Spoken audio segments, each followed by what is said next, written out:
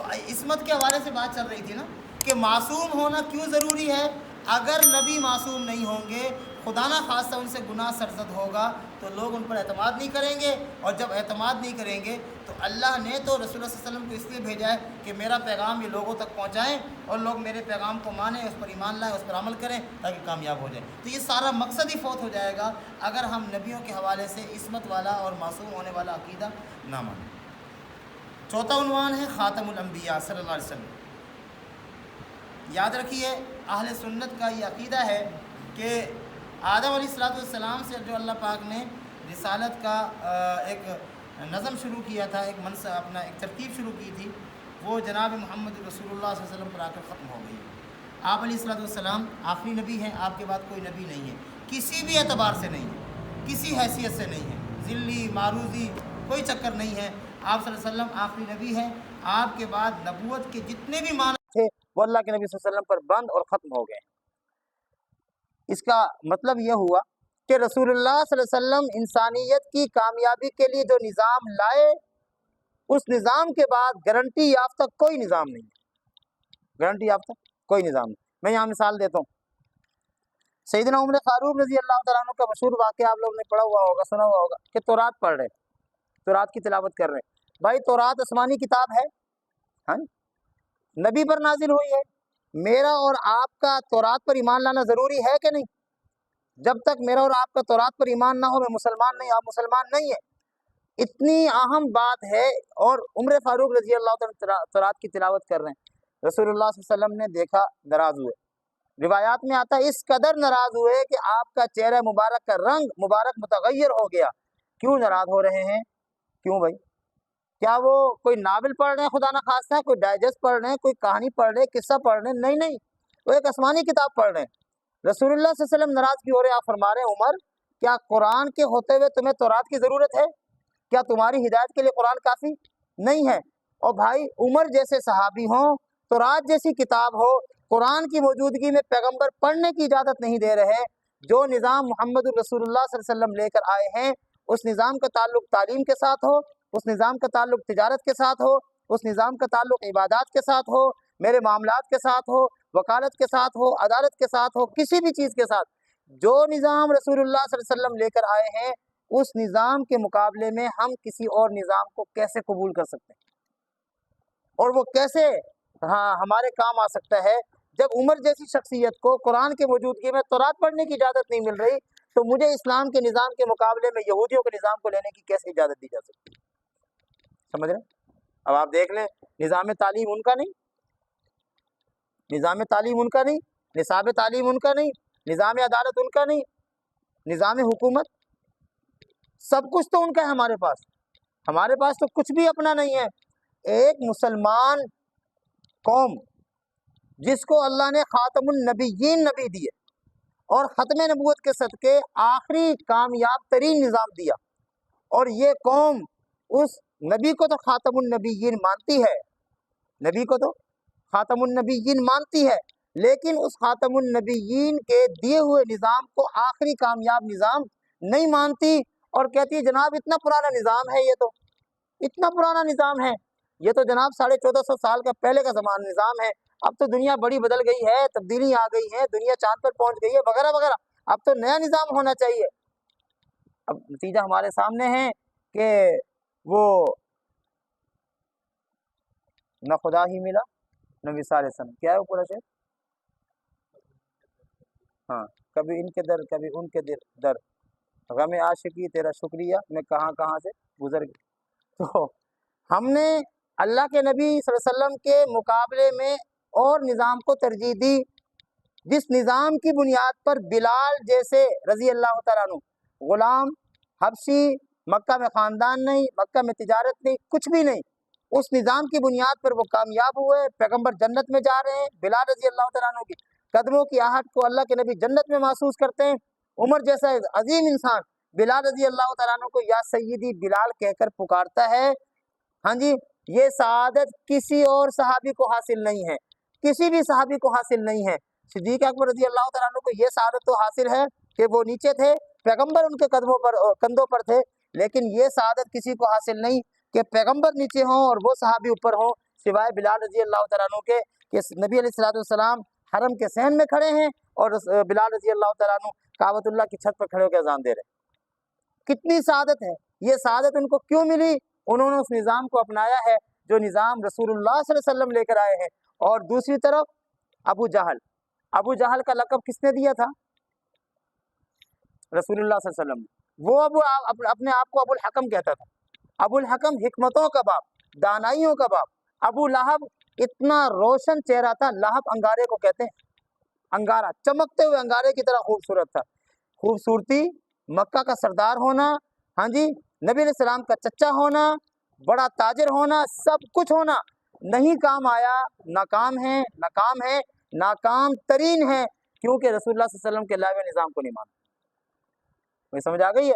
آج کے ترقی یافتہ دور میں معیار وہی ہے، معیار میں تبدیلی نہیں آئی ہے۔ آج کے ترقی یافتہ دور میں بھی اگر میں اور آپ کامیاب ہونا چاہتے ہیں، خاتم النبیین کے آخری نظام کو جو آپ دے کر گئے ہیں اس کو قبول کر اپنانا ہوگا اور اس کے مطابق زندگی گزارنی ہوگی، ورنہ ہم کامیابی کا سوال ہی پیدا نہیں ہوتا، ہم کامیاب ہو جائیں۔ یہ چوتھے عنوان۔ اور پانچواں اور آخری عنوان دیکھیں بھائی، آخری آسمانی تعلیم و ہدایت کے دو حصے ہیں، کتاب اللہ اور حدیث رسول اللہ۔ آپ صلی اللہ علیہ وسلم کے ذریعے جو آخری اور مکمل تعلیم و ہدایت بھیج دی گئی وہ ہمیشہ کے لیے قیامت تک کے آنے والے سارے ہی زمانوں، سارے ہی علاقوں، سبھی طبقات، تمام ہی قوموں کے لیے کافی۔ اس آسمانی تعلیم و ہدایت کا جو سرمایہ آپ صلی اللہ علیہ وسلم کے ذریعے اقوام عالم کو ودیت دیا گیا، اس کے دو حصے ہیں، اللہ کا اپنا کلام یعنی قرآن کریم، حضور صلی اللہ علیہ وسلم کے اقوال اور افعال یعنی حدیث رسول اللہ صلی اللہ علیہ وسلم۔ سمجھے بھائی؟ دو چیزیں ہیں جس کا تعلق آسمانی تعلیمات کے ساتھ، دو چیزیں، نمبر ایک قرآن مقدس، نمبر دو حدیث مبارکہ۔ نمبر ایک کتاب اللہ، نمبر دو رجال اللہ۔ اسی طریقے سے نمبر ایک وحی مطلوع اور نمبر دو وحی غیر مطلوع۔ وحی مطلوع کا مطلب ہوتا ہے وہ وحی جس کی تلاوت کی جاتی ہے، جس کو پڑھا جاتا ہے، قرآن مقدس کی باقاعدہ تلاوت کی جاتی ہے۔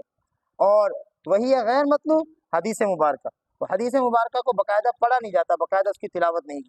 یہ دو چیزیں ہیں، یاد رکھیے۔ جس انسان نے بھی ان دو چیزوں کو کامیابی کا معیار بنایا، جس طرح یہ دو چیزیں کامیاب ترین ہیں، عزت والی ہیں، جس نے بھی ان کو اپنایا وہ کامیاب ترین بن گیا، عزت والا بن گیا۔ یہ سمجھ آ رہی ہے؟ اب آخری بات یہ ہے کہ رسول اللہ صلی اللہ علیہ وسلم کے بعد کتاب اللہ موجود ہے، کتاب اللہ موجود ہے، رجال اللہ موجود ہیں یا نہیں ہے؟ ہاں جی، رجال اللہ بھی موجود ہے۔ کیوں بھائی؟ سمجھو، جیسے کتاب اللہ قیامت تک کے لیے ہے، کتاب اللہ قیامت تک کے لیے ہے، کتاب اللہ کو سمجھانے والے رجال اللہ بھی قیامت تک کے لیے ہے۔ ٹھیک ہے؟ یاد رکھیے، قرآن و حدیث کی جو تشریحات رجال اللہ کے ذریعے آگے پہنچیں گی وہ تشریحات قابل قبول بھی ہیں، قابل اعتماد بھی ہیں، اور جو تشریحات اپنی مرضی سے کی جائیں گی، اپنی ثوابدید پر کی جائیں گی، اپنے علوم کی بنیاد پر کی جائیں گی، یاد رکھیے وہ تشریحات، وہ تعلیمات کسی بھی موقع پر انسان کو گمراہ کر سکتی ہے۔ یہ سمجھ آ رہی ہے؟ سمجھ آ رہی؟ رسول اللہ صلی اللہ علیہ وسلم نے ایک چیز دی، حضرات صحابہ کرام نے اس کو سمجھا، حضرات تابعین نے اس کو سمجھا، حضرات تبع تابعین نے اس کو سمجھا۔ یہ ایک سلسلہ ہے جو چلتا رہا اور آج تک چل رہا ہے، اور یہ سلسلہ قیامت تک جائے گا۔ ٹھیک ہے؟ یاد رکھیے، ہمارے ہاں عام طور پر حدیث کو دو حصوں میں تقسیم کیا جاتا ہے۔ آخری بات عرض کر رہا ہوں، قرآن پاک کو تو اس پر تو کوئی بحث ہی نہیں ہے، اس کو سمجھنا اور اس پر ایمان لانا ایک بہت آسان سی چیز ہے۔ حدیث پاک پر بعض لوگ اعتراض کرتے ہیں۔ اعتراض کیا کرتے ہیں کہ اللہ رب العالمین نے انا نحن نزلنا الذکر و انا لہ لحافظون، کہ ہم نے اس کو ذکر نازل کیا، ہم اس کے محافظ ہیں۔ یہ وعدہ اللہ پاک نے قرآن مقدس کے حوالے سے کیا ہے، دوسری کسی چیز کے بارے میں نہیں کیا۔ پہلی بات تو یہ ہے کہ یہ بات غلط ہے۔ اللہ رب العالمین نے یہ وعدہ وحی کے حوالے سے کیا، اور وحی میں جہاں وحی مطلوب مراد ہے وحی غیر مطلوب بھی مراد ہے۔ پہلی بات یہ ہے، اور دوسری بات یہ ہے کہ ہم اللہ کے وعدے کو ایک طرف رکھیں۔ حضرات محدثین نے حدیثوں کو نقل کرنے کے لیے جس احتیاط کو اختیار کیا ہے، آپ اس کو سمجھ لیں۔ حدیث کے اندر دو چیزیں ہیں، نمبر ایک متن، نمبر دو سند۔ نمبر ایک متن، نمبر دو سند۔ رسول اکرم صلی اللہ علیہ وسلم کی زبان مبارک سے نکلے ہوئے مبارک الفاظ کو متن کہتے ہیں، اور جن جن لوگوں نے رسول اللہ صلی اللہ علیہ وسلم سے ان الفاظ مبارکہ کو لے کر آگے نقل کیا، نقل کرتے رہے، اس کو سند کہتے ہیں، سند کہتے ہیں۔ آپ یاد رکھیے کہ سند کے حوالے سے حضرات محدثین اتنے محتاط ہیں کہ میں اور آپ اس کا تصور نہیں کر سکتے۔ مثال کے طور پر ایک صحابی، ایک راوی گزرے، ان کے بارے میں یہ واقعہ مشہور ہے کہ ایک جگہ سے گزرے تو نابینا ہو گئے تھے، ایک جگہ سے گزرے، سر کو جھکا لیا، شاگردوں کی جماعت ساتھ تھی، شاگردوں نے پوچھا کہ استاد جی آپ نے سر جھکایا کیوں؟ انہوں نے کہا کیوں یہاں کوئی درخت نہیں ہے؟ نہیں جی یہاں تو کوئی درخت نہیں ہے۔ کہا نہیں بھائی یہاں درخت تھا۔ شاگرد نے کہا سر ابھی تو نہیں، کہا تحقیق کرو۔ ارد گرد کے لوگوں سے تحقیق کی گئی تو بتایا کہ جی ہاں واقعتاً یہاں درخت تھا۔ حافظے کا یہ عالم ہے، محدث ہیں، حدیث کو نقل کرتے ہیں۔ یہی استاد اپنے چند شاگردوں کے ساتھ، جن میں کچھ شاگرد پہلے وقت کے بھی تھے، پہلے موقع کے بھی تھے، دوبارہ یہاں سے گزرے، ٹھیک ہے، نابینا تھے، سمجھ آ گئی ہے، تو سر کو نہیں جھکایا۔ شاگردوں نے فیصلہ کیا کہ استادی سے آئندہ ہم حدیث بغیر تحقیق کے قبول نہیں کریں گے۔ کیوں نہیں کریں گے؟ استادی جب پہلی مرتبہ یہاں سے گزرے تھے، استادی کو یاد تھا کہ یہاں درخت، سر جھکا لیا، لیکن جب دوسری مرتبہ گزرے تو سر نہیں جھکایا، معلوم ہوا کہ حافظے میں فرق پڑ گیا۔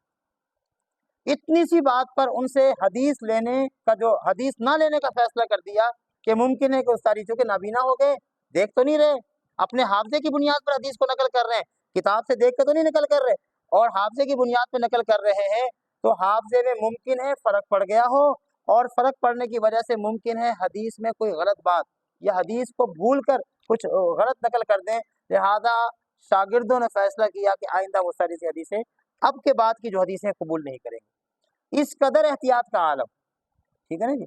تو جہاں اتنی احتیاط کی جاتی ہو، کیا خیال ہے کہ وہاں پر جو قرآن پاک کی حفاظت کا جو ذریعہ اللہ پاک نے بنایا ہے، اسی معیار کا درجہ حدیث مبارکہ کی حفاظت کا بھی اللہ پاک نے بنایا۔ تو بہرحال یہ دو ذریعے ہیں جو آسمانی تعلیمات کے ہیں، اور ہم تک آسمانی تعلیمات ان دو ذریعوں کے ذریعے پہنچی ہے۔ نمبر 1 کتاب اللہ، اور نمبر 2 حدیث مبارکہ۔ نمبر 1 کتاب اللہ، نمبر 2 رجال اللہ، یہ نمبر 1 وحی مطلوع، نمبر 2 وحی غیر مطلوع۔ یہ آج کے سبق کا خلاصہ ہے، آپ اس کا مطالعہ فرما لیں گے، تقریباً ساری باتیں ضمناً آ گئی ہیں۔ پہلی چیز جو آج ہم نے پڑھی ہے، نبی اور رسول کی تعریف، نبی اور رسول کے درمیان فرق۔ دوسری چیز جو آج ہم نے پڑھی ہے کہ منصب نبوت اور رسالت، کہ اللہ کے بعد جو سب سے عظیم منصب ہے وہ نبیوں اور رسولوں کا ہے، اور ان میں بھی جو سب سے اعلیٰ منصب ہے وہ جناب محمد رسول اللہ صلی اللہ علیہ وسلم کا ہے۔ تیسری چیز جو ہم نے پڑھی ہے کہ نبی اور رسول معصوم ہوتے ہیں، اور معصوم ہونے کی وجہ میں نے عرض کر دی ہے۔ چوتھی چیز رسول اللہ صلی اللہ علیہ وسلم خاتم النبیین ہیں، خاتم الانبیاء ہیں، جس طرح آپ خاتم النبیین ہیں، آپ کا لایا ہوا نظام بھی وہ آخری نظام ہے۔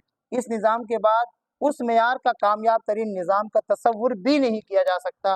اور پانچویں چیز اللہ پاک کی طرف سے جو آسمانی تعلیمات ہیں اس کے 2 حصے ہیں، نمبر 1 کتاب اللہ رجال اللہ، نمبر 1 وحی مطلوع اور وحی غیر مطلوع، اسی طریقے سے قرآن پاک کلام اللہ، اور ادھر حدیث مبارکہ۔ اس کا نا جی 2 دفعہ 3 دفعہ جتنا ممکن ہے ضرور مطالعہ فرمائیں گے، تاکہ جو درمیان میں کچھ چیزیں رہ گئی ہیں وہ مکمل ہو جائیں۔ آئندہ سبق انشاءاللہ ہم تیسری فصل صفحہ نمبر 47 سے پڑھیں گے۔